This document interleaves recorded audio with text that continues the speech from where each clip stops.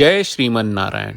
ए पर जे टिप्पणी हम करे जा रहल बा रामानुजदास श्रीमान गट्टू वेणुगोपाल स्वामी जी के द्वारा दिहल गयल बा।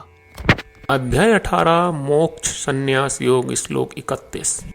यया धर्मम् अधर्मञ्च कार्यञ्च अकार्यमेव च अयथावत् प्रजानाति बुद्धिः सा पार्थराजसी।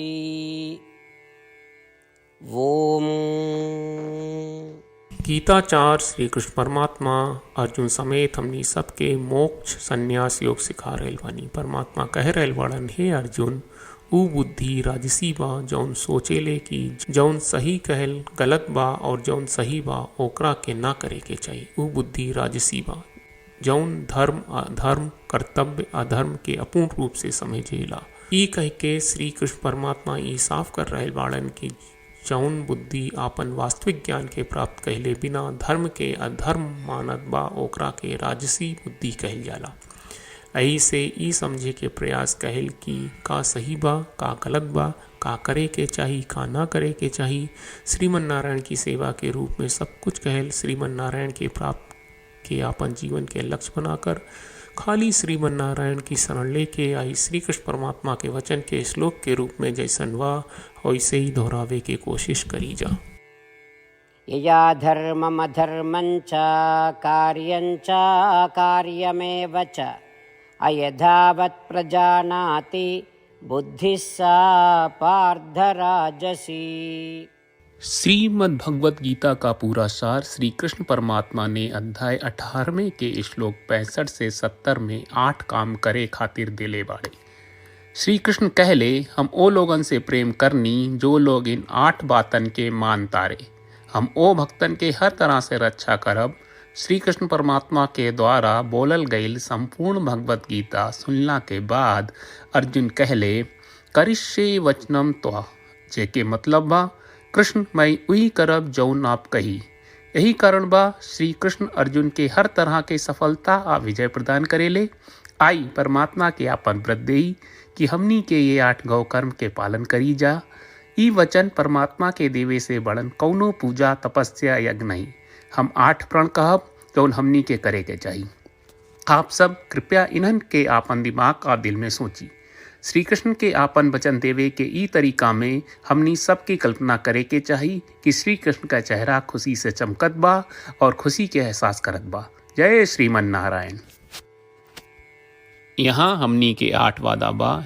हमनी के पहला वादा, हे श्रीमन नारायण, आपका निर्देश के मुताबिक हम हमेशा तोहार ध्यान करब और तोहार बारे में सोचब। हमनी के दूसर वादा, हे श्रीमन नारायण, आपका सलाह का अनुसार हम हमेशा आपका भक्त रहब। हमनी के तीसर वादा, हे श्रीमन नारायण, हम आपन सब काम तोहरा सेवा के रूप में और तोहरा संतुष्टि खातिर करब। हमनी के चौथा वादा, हे श्रीमन नारायण, जैस की आप माने के कहले रहलू, हमरा बहुत विश्वास बा कि हम आपके होई और हम हमेशा आपन दोनों हाथ जोड़ के आपके नमस्कार करब और आपकी पूजा करब। हमनी के पांचवा वादा, हे श्रीमन नारायण, हमरा के तोरा बात माम एकम शरणम ब्रज 1866 याद कहले, जहां आप हमरा के आपन का अर्पित करे का कहा। श्रीमन नारायण, मैं हमेशा तोहरे शरण में रहब। हमनी के छठवां वादा, हे श्रीमन नारायण, हमरा के तोहरा बात माँ सुचहा 1866 याद कहले कि आप हमनी के शोक ना करे का आश्वासन दे रहे बड़े। हम अब और शोक ना करब। हमनी के 7वां वादा, हे श्रीमन नारायण, आपने हमरा खातिर श्रीमद् भगवत गीता के वितरण करके हम सबके कृपा कहले और आशीर्वाद दहले बा। हम वादा करत बानी कि रोजाना कम से कम 1 श्लोक पढ़ब या सुनब। हमनी के 8वां वादा, हे श्रीमन नारायण, आप गीता के पूरा मानवता तक ले गयलू। हम गीता में आपके दिव्य वचन के उन भक्तन तक पहुँचावे के प्रयास करब जे गीता से अपरिचित बा। हे श्रीमन नारायण, हम उई करब जौन तू करे का कहब। हम ऐसन व्यवहार करब जैसन आप चाहत बानी और हम खाली आपका खातिर काम करब।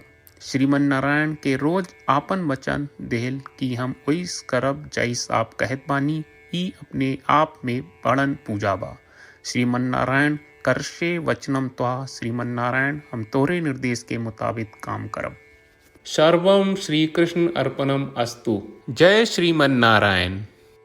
यया धर्मम् अधर्मञ्च कार्यञ्च अकार्यमेव च अयथावत् प्रजानाति बुद्धिः सा पार्थराजसी।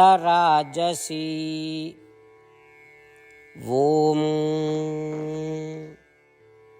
यया धर्ममधर्मञ्च कार्यञ्च कार्यमेव च अयथावत् प्रजानाति बुद्धिः सा पार्थराजसी।